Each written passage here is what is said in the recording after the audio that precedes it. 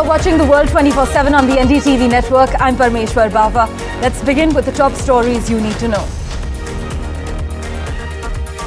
India attended the two-day summit on peace in Ukraine, which ended in Switzerland on Sunday, but joined a dozen other major countries of the global south in staying away from a joint communique. As per reports, Japan, a close Indian ally in business and security spheres, is all set to slap sanctions on companies from India as well as those from China, the UAE and Uzbekistan for allegedly circumventing anti-Russia sanctions. A disease caused by a rare flesh-eating bacteria that can kill people within 48 hours is spreading in Japan after the country relaxed COVID-era restrictions. The Israeli military has announced a tactical pause throughout daytime hours in parts of southern Gaza to free up a backlog of humanitarian aid deliveries destined for desperate Palestinians enduring a humanitarian crisis sparked by the war with Hamas. The Labour Party and the Conservative Party are on course for their lowest combined vote share since the Second World War, as the latest opinion poll for The Observer shows a shift away from the main parties. According to a CBS News report, the Biden administration is planning to offer work permits and deportation protections to illegal immigrants who marry to American citizens, provided they lived in the United States for at least 10 years.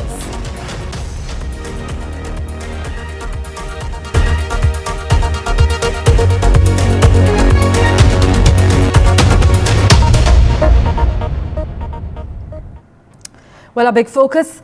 Nearly 80 countries have called for the territorial integrity of Ukraine to be the basis for any peace agreement to end Russia's two-year war. Some key developing nations at a Swiss conference did not join in. The joint communique capped a two-day conference marked by the absence of Russia, which was not invited. Many attendees expressed hope that Russia might join in on a roadmap to peace in the future. But on the second and final day of the summit, India decided to not sign the joint communique or any other document emerging from the conference. Pavan Kapoor from the Ministry of External Affairs, who led the Indian delegation at the summit, emphasized the use of dialogue and diplomacy as India's approach to achieving lasting peace in Ukraine. In fact, in his address, Ambassador Kapoor said that India will continue to work with all stakeholders that are committed to resolving the conflict. I'm quoting Ambassador Kapoor here. The decision of nations to opt out of Ukraine declaration has cast a shadow over Ukraine President Zelensky's bid to broaden support in the war against Russia's invasion. About 100 countries took part in the conference, but Russia, as I mentioned, was not invited and China actually snubbed the event. But besides India, other nations which stayed away from the final communique, they included South Africa, Brazil, Saudi Arabia, Thailand, Mexico, Armenia, Libya, Indonesia, Bahrain, Colombia, as well as the UAE. Now, all of NATO, small islands in the Pacific and Indian Ocean, and countries under the US military umbrella in Asia signed this communique. India shares the global concern over the situation in Ukraine and supports any collective desire to facilitate a peaceful resolution of the conflict.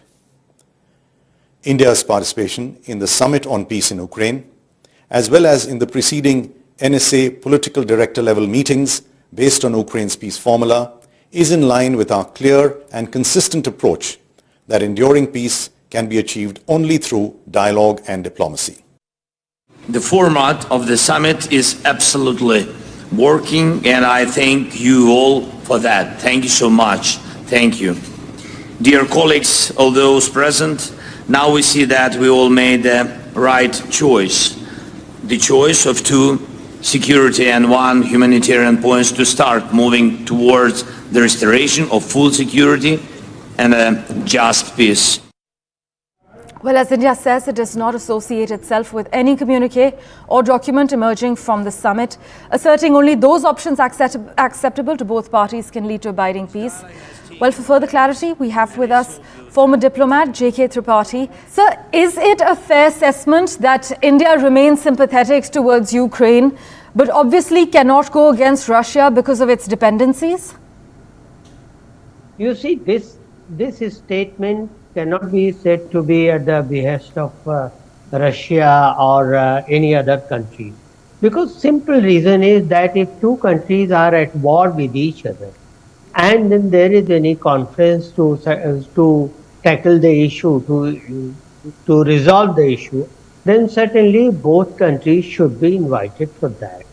Both countries should participate in discussions, debates, deliberations, etc., so that then a consensus or then an agreement can come.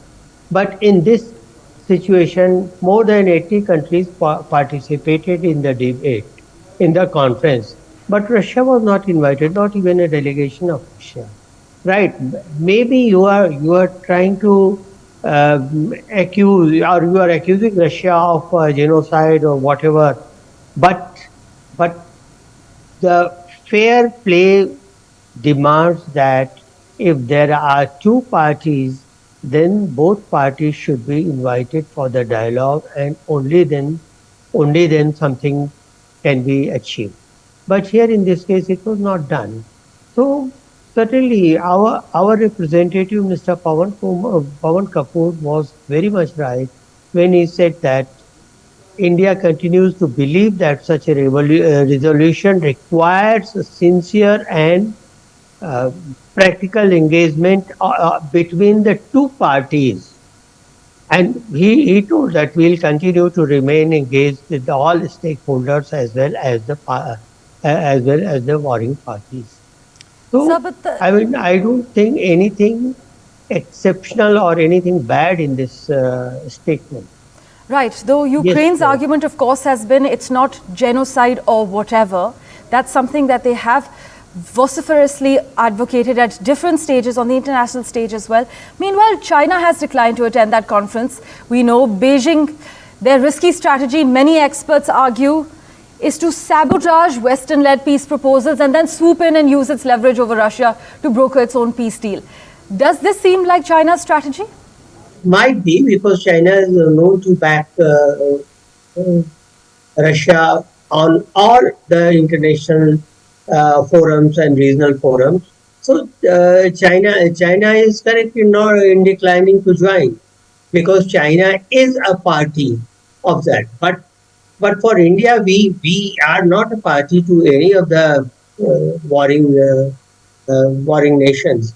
So we attended. We have, in fact, we have attended all the three previous conferences on Ukraine, which were held in Copenhagen, in Jeddah, and then in Malta and Davos. Four.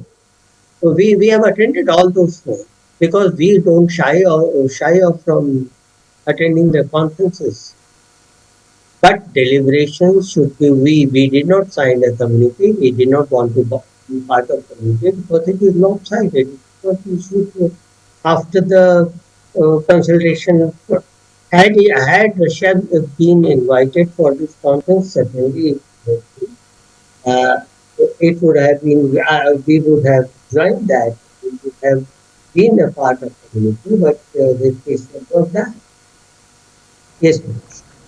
Meanwhile, what perhaps is worse for Kiev is that even its staunchest ally, the United States, did not send its own head of state, with Joe Biden opting to attend a campaign fundraiser in California and Hollywood instead. Zelensky was clearly not impressed. He had clearly said that Biden's absence would be met with a personal standing applause by Putin in Moscow. You are talking about the fundraising for Ukraine in USA? No, I'm talking about a separate campaign fundraiser that the US president attended in Hollywood instead of being at the summit. Well, that is not anything that we can comment on because fundraising by US president who is accused or who is convicted or who is being charged, that hardly matters because in in USA the candidate need not be even if a candidate is charged or accused, or even if a candidate is convicted, a Sir, convict it's can about also. the significant optics though, right? The US president was not at this peace summit, yet he attended a campaign fundraiser in Hollywood. I guess we're talking about the significance of the optics here. But again, Because obviously because it is the question of political life and death for Biden, in the election year, and he would have known what is the outcome going to be. So he very much decided to skip it and attend the fundraising. Well, let's see what this event, whether it has any impact on the conduct of the war, especially in the near term. Thank you so much, sir, for joining us with those quick comments. Well, the summit is not the first of its kind, though. Several other lower-level meetings have been held over the last year in which Ukraine has promoted its 10-point peace plan, calling for the full withdrawal of Russian troops and the restoration of its territorial integrity, among other conditions. But unfortunately, the events have had little impact on the battlefield. However, other than to emphasize Ukraine's need for more weaponry from its allies, fighting remains as the intense war rages on. Meanwhile, according to reports, Japan, a close Indian ally in business and security spheres, is all set to slap sanctions on companies from India, as well as those from China, the United Arab Emirates and Uzbekistan for allegedly circumventing anti-Russia sanctions. A member of the four-country Quad Alliance, along with India, Japan, has actually opted to hew closer to the American position on Ukraine by penalizing companies from the four countries that have done business with Russia. In case of the Israel war in Gaza, it has been sanctioning activists of Hamas and Hezbollah, the militants of those groups. The chief secretary of the Japanese government, Yoshimasa Hayashi, actually said at the recent G7 summit, "We have announced that we are considering a new package of sanctions that will include companies from third countries." In fact, she added that we're looking at measures against companies from China, India, the UAE, and Uzbekistan. According to Hayashi, the Japanese government is currently coordinating the details of the new sanctions package against the Russian Federation and will release the details very soon. But companies from Kazakhstan could also be added to the list being prepared by the Japanese government. But like India, Japan has also heavily invested in Kazakhstan, especially in uranium mining.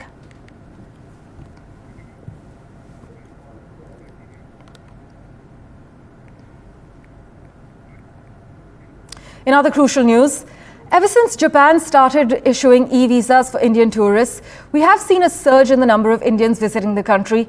And if you happen to be one of them, this demands your attention. Did you know about the existence of a rare bacteria that actually feeds on flesh that can, as per reports, claim a human life in under 48 hours? Well, according to the latest updates coming in from Tokyo, Japan is battling a disease caused by this rare bacteria. In fact, the US Centers for Disease Control and Prevention states that streptococcal toxic shock syndrome is a rare but serious bacterial infection. It can develop very quickly into a life-threatening emergency, and the treatment actually focuses on managing low blood pressure and multiple organ failure. But STSS often results in complications from organs shutting down and the body going into shock. Complications can include needing surgery to remove infected tissue or limbs to control the infection. But the CDC warns that even with treatment, STSS can be deadly. In fact, out of 10 people with STSS, as many as 3 people will die from the infection. Now, cases of streptococcal toxic shock syndrome, the disease caused by a rare flesh-eating bacteria, is on the rise in Japan as per a Bloomberg report. While as many as 941 cases of STSS were reported in the country in 2023, that number of cases, till the 2nd of June, it stands at a record 941 this year. This is what Bloomberg clearly states. The data was attributed to the National Institute of Infectious Diseases, which has been reportedly tracking incidences of the disease since the turn of the century. Now, streptococcal toxic shock syndrome, it carries a mortality rate of 30%, and Tokyo is bracing for as many as 2,500 cases by the end of this year, as per Bloomberg. According to the US Centers for Disease Control and Prevention, it is people aged over 50 who are most vulnerable to this bacteria. Now, anyone can actually get STSS, but some factors can increase the risk of getting it. People with an open wound are at increased risk. People with diabetes or alcohol use disorder, previously known as alcohol dependence, are also at increased risk for STSS. But I must highlight that the CDC says it is very rare for someone with STSS to spread the infection to other people. With that, let's turn our attention now to the United Kingdom. The Labour Party and the Conservatives are on course for their lowest combined vote share since the Second World War, as the latest opinion poll for The Observer shows a shift away from the main parties. With all the parties having now unveiled their election manifestos, Labour has maintained a dominant 17-point lead over the Tories, with less than 3 weeks to go until polling day. However, Reform and the Lib Dems are up 2 points each. It is a reversal of the trend seen at the last election, when the main parties were actually able to squeeze the support of their smaller competitors. But according to opinion research, support for the smaller parties dropped 10% between the first and last poll in the 2019 campaign. So far, though, the total vote share for smaller parties is up 5 points this time around. Well, with 20-point poll leads, historic strength on all the polling indicators, a flailing opponent fighting for the third place, and yet still the Labour Party worries, it is no wonder. But to better understand the electoral challenges in the run-up to the UK general election, we have with us the Labour candidate for Harrow East, Parmeshwar Patel. Thank you so much, Mr. Patel, for joining us on The World 24/7. Well, the Tories, languishing in the polls for now, seem to be choosing to zero in on attacking your leader, Keir Starmer, as they try to spook voters into stopping a Labour landslide. Rishi Sunak is confident that he will beat the anti-incumbency and be voted back to power. But is your party geared to meet the challenge? What I would say is absolutely, Labour Party is completely ready to form the next government of the United Kingdom. The sense we're getting on the doorsteps here in Harrow East are that people are ready for change. People are very sick and tired of 14 years of Conservative Party chaos. They see a country that hasn't really moved much for the better, if at all, in the last 14 years.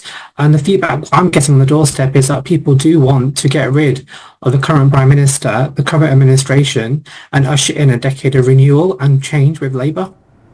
Well, Mr. Patel, migration has been a key focus as far as this election is concerned. Your party says it will immediately scrap the Rwanda scheme and divert £75 million from it to a new border and security command. But will it really make a difference, or is it just rebranding? The two policies are completely and radically different. So the Rwanda scheme, which you mentioned, which is the Conservative initiative, is a completely unworkable vanity scheme, whereas the Labour proposal for the Border and Security Command is a serious proposal to take control of British borders in an ordered, legal and compassionate way. The Rwanda scheme will only deal with 1% of illegal asylum seekers, and at the moment the United Kingdom spends £8 million a week on housing illegal migrants waiting for processing. So what we want to do is deal with this issue of migration and particularly illegal migration in a compassionate way, but in a way that does deal with the situation at hand. It is critical that we deal with the issue and not skate around it. So our proposals are very much to stop the chaos, go after the criminal gangs who trade in driving the crisis, and the new Border Security Command will have hundreds of investigators, intelligence officers, cross-border police officers, and it will be funded by ending the wasteful scheme that you mentioned with Rwanda. You know, when I was speaking to your Shadow Trade Secretary about a fortnight ago, he had clearly mentioned that there are no plans that the Labour has to abolish the graduate route visa scheme. But would the Labour Party work towards allowing the graduate route visa scheme to continue post the 4th of July? So the graduate migration, is something that will be part of the overall policy that we look at when we talk about immigration. But we have obviously committed to bringing down overall immigration levels. Now, graduates form a particularly important source of migration to the United Kingdom, but they are very much valued. Our universities, benefit from having graduates attend our universities. So we want to ensure that we continue with that. But our focus will be very much on cutting any abuse in the system where it does exist. So where we have people attending colleges that aren't particularly real or fake. Our focus will be on tackling that aspect of graduate migration. We don't want to in any way disincentivize all the wonderful students that come to British universities to learn. It enriches both us and those countries that those students come from. So it is very much an important part of our welcoming culture to have as many students as want to come to our universities, but in a fair, controlled manner, using the appropriate processes that we have in place. Well, Mr. Patel, you know, many say successive Tory PMs have put aside qualms over Narendra Modi in the pursuit of boosting trade with India. Now, Prime Minister Modi is now steering the third term. How does your party see his appointment as Prime Minister for the third time? And where do you see India-UK relations under a Labour dispensation in the UK? So, absolutely critical to our future as a country. So it's actually, if you look at page 122 of the Labour Party manifesto, which was just released a couple of days ago, we actually mention India specifically in our manifesto, and we make it very clear that we want, that is to say, a Labour government, United Kingdom under a Labour government. We want a new strategic partnership with India, focusing on many areas, but we certainly recognise the importance of India to the United Kingdom, and we hope that will be a mutually beneficial relationship, particularly given our people-to-people contacts. You can probably tell from my surname, I am of Indian origin myself, and I'm very proud to be one of many Indian origin parliamentary candidates that are standing for the Labour Party at this election. I think the largest number ever. So we will certainly be pushing for strong relationships between the United Kingdom under a Labour government and India under Mr. Modi. Right. Also, many would say, forget Rishi Sunak, Tory strategists are completely obsessed with Keir Starmer. In fact, the Conservative Prime Minister is conspicuously absent from the party's social media ads. But what do you have to say to those who are branding Keir Starmer as a robot and Sir Sleepy? Okay, so what I would say to that is that I personally believe that our politics deserves better than insults and name calling, and it's a shame that that is where the Conservatives seem to have gone now. And if that's all they've got, then I think it shows that, you know, we are more serious as a political party in the Labour Party. Our manifesto that I mentioned that we released 2 days ago is a serious offer to the country. It's an opportunity for hope and change for our country. We've had 14 years of chaos, and we need to change track for our country. What we've got is an ambitious program to get back to economic growth and get hope and opportunity for the next generation. It's the change that our country so desperately needs. And, you know, from my door knocking here in Harrow East, the British people know the cost of Tory chaos. They want an alternative to it, not a repeat of it. So that's why we're taking, a different approach to Conservatives, where we've got a positive message about hope for our country, the change that we can offer. Everything we offer is fully costed, fully funded, credible to turn the country around after 14 years of Tory chaos. So the choice is clear at the election. It's 5 more years of Conservative chaos with the current government, which will mean higher mortgages, higher bills, or stability with a changed Labour Party to end that chaos so that we can turn the page and really rebuild Britain. So it's time for change, in my view. Right, Mr. Patel, thank you so much for joining us on The World 24/7, and here's wishing you good luck for the 4th of July. News and updates continue in a moment. We're stepping into a very quick break for now.